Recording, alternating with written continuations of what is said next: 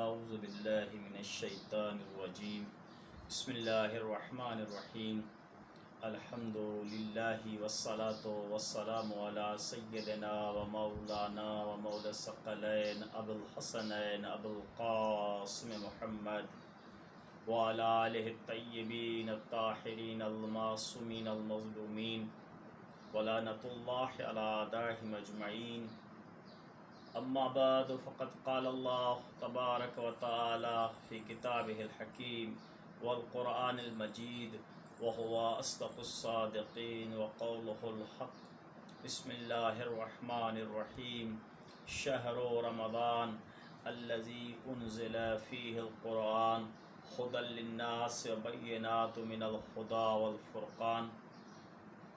مسلسل گفتگو تفسیر سورہ فاتحہ رب العالمین میں گفتگو تھی اور یہ تفسیر کا لیکچر چہارم تھا. چوتھا نمبر جو ہے یہ لیکچر تھا رب العالمین، یعنی عالمین کا رب. عالمین کا رب کسے کہتے ہیں؟ جو عالمین کی پرورش کرے. یہاں تک ہم نے رب کی تشریح کر چکے ہیں، رب کی معنی اور لغت اور تشریح بتا چکے ہیں. یعنی عالمین کی پرورش کرنے والا، مربی عالمین. جب ہم عالمین کہتے ہیں تو تمام عالم کا مربی وہ پروردگار الہی کی ذات ہے.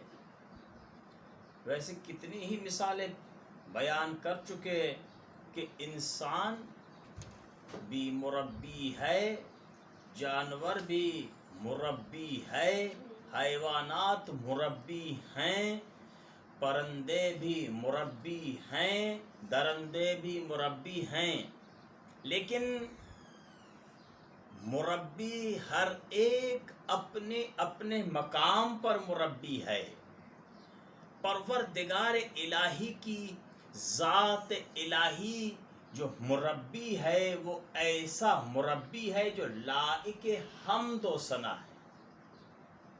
کیونکہ جو مربی انسان بشر ہے، مربی حیوان ہے، اور جو بھی مربی ہے وہ مستقل مربی نہیں ہے، یعنی اپنی ذات میں استقلال نہیں رکھتا. وہ مربی ہونے میں وہ مستقل مربی نہیں ہے، وہ محتاج ہے پروردگار الہی کی ذات کی طرف. وہ پروردگار الہی کی ذات کی قوت سے مربی ہے، چاہے حیوان ہو، چاہے انسان ہو، چاہے درندہ ہو، چاہے پرندہ ہو. مربی جو بھی ہے اپنے پروردگار الہی کی قوت سے مربی ہے، اپنی ذات میں مستقل مربی نہیں. مربی مستقل فقط پروردگار الہی کی ذات ہے. ذات باری تعالی مربی مستقل ہے جس کو کسی کا احتیاج نہیں، کسی کی ضرورت نہیں، کسی کی نیاز نہیں، بے نیاز ہے. ایسا مربی ہے. اور پھر ایسا مربی کہ تمام انواع کا مربی ہو، ایسا کوئی مربی نہیں ہے. ہو سکتا ہے کسی نوع میں مربی ہو، ایک قسم میں، ایک نوع میں مربی ہو سکتا ہے. تمام انواع میں ایک ہی مربی ہو، یہ نہیں ہو سکتا کہ تمام انواع کا مربی ہو. تمام انواع میں مربی ذات پروردگار الہی ہے. یہ ذات الہی ہے جو تمام انواع میں مربی ہے. ہر نوع کے ساتھ ہر نوع کا مربی ہے. لیکن اگر بشر مربی ہے تو کسی ایک نوع کے ساتھ اختصاص رکھتا ہے. تو پھر پروردگار الہی ہر چیز کو وجود عطا کرتا ہے. ہر چیز کو وجود عطا کرنے والی ذات الہی ہے. چاہے وہ چیز چھوٹی ہو، چاہے وہ چیز بڑی ہو، چاہے وہ چیز چھپی ہوئی ہو، چاہے چھپا ہوا خزانہ ہو، چاہے ظاہر سی چیز ہو، چاہے چھوٹی چیز ہو، چاہے زمین کے اوپر ہو، چاہے زمین کے نیچے ہو، چاہے آسمان کی عرش علا میں ہو، چاہے تخت سرا میں ہو، کتنی بھی گہرائی میں ہو، کتنے سمندروں میں چھپی ہوئی ہو، وہ ذات الہی سے کوئی چیز ایسی نہیں جو چھپی ہوئی. اس کا خالق وہ رب العالمین ہے. جسے ہم کہتے ہیں الحمد للہ رب العالمین. یہ جو رب العالمین کہتے ہیں، یہی رب العالمین ہے جو تمام اشیاء کے علم کو رکھتا ہے، تمام کو وجود دیتا ہے. چاہے چیز چھوٹی، چاہے چیز بڑی ہو، چاہے چھپی ہوئی ہو، چاہے کسی بھی مقام پر ہو، یہ فقط یہی ذات الہی ہے. یہ ذات الہی ہے جو پروردگار الہی کی ذات ہے، جس میں یہ خزانہ پایا جاتا ہے. پروردگار الہی کی ذات ہے جس کو یہ علم ہے تمام مقامات کو، ہر ایک علم کو جانتا ہے. پروردگار الہی جاندار چیزوں کا بھی علم رکھتا ہے، بے جان کا بھی علم رکھتا ہے. پروردگار الہی عالمین کا رب ہے، تو پھر ایک عابد ترین شخص عبادت میں مصروف ہے، اور وہ سمجھتا ہے کہ میری عبادت کا میں نے اتنا حق ادا کر لیا ہے کہ شاید میری عبادت میں نے پروردگار الہی کی نعمات کے بدلے میں عبادت کر لی ہے. جو نعمت پروردگار الہی نے مجھے عطا کی ہے، اس کے بدلے میں خدا کی عبادت کر چکا ہوں، اور اب میں بہشت کی نعمتوں کا حقدار ہوں. یہ سمجھتا ہے کہ میں نعمت پروردگار الہی کی نعمات کا میں حقدار ہوں، لیکن وہ حق نہیں رکھتا. اس لیے کہ ایک عابد کا واقعہ مشہور ہے، جو ایک بہت بڑا عبادت گزار تھا. اتنی عبادت کی کہ وہ سمجھتا تھا کہ میں نے پروردگار الہی کی نعمات کے بدلے میں سجدے کر لیے. ایک مرتبہ ایک ایسی جگہ سے عابد کا گزرنا ہوا جس مقام پر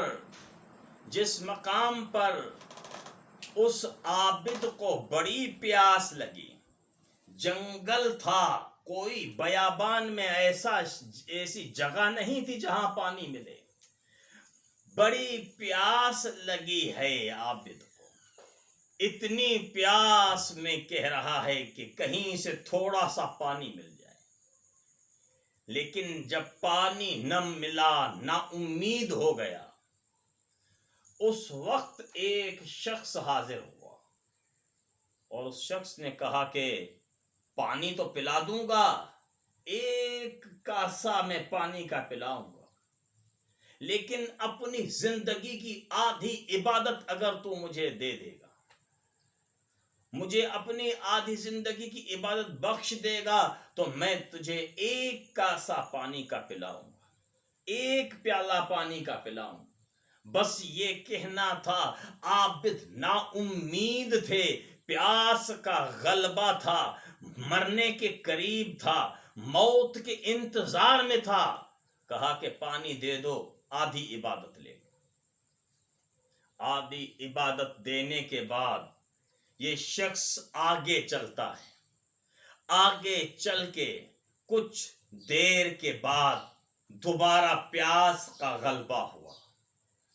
پیاس کے غلبے سے دوبارہ پانی کی ضرورت پڑی. شدت پیاس میں اب اس نا امید مقام پہ پہنچا جہاں نا امید ہوا. اس مقام میں ایک شخص دوبارہ دیکھنے میں آیا. پھر وہ شخص کہہ رہا ہے کہ آدھی عبادت جو باقی ہے اگر تو وہ مجھے بخش دے تو میں تجھے پانی کا ایک پیالہ دے دوں.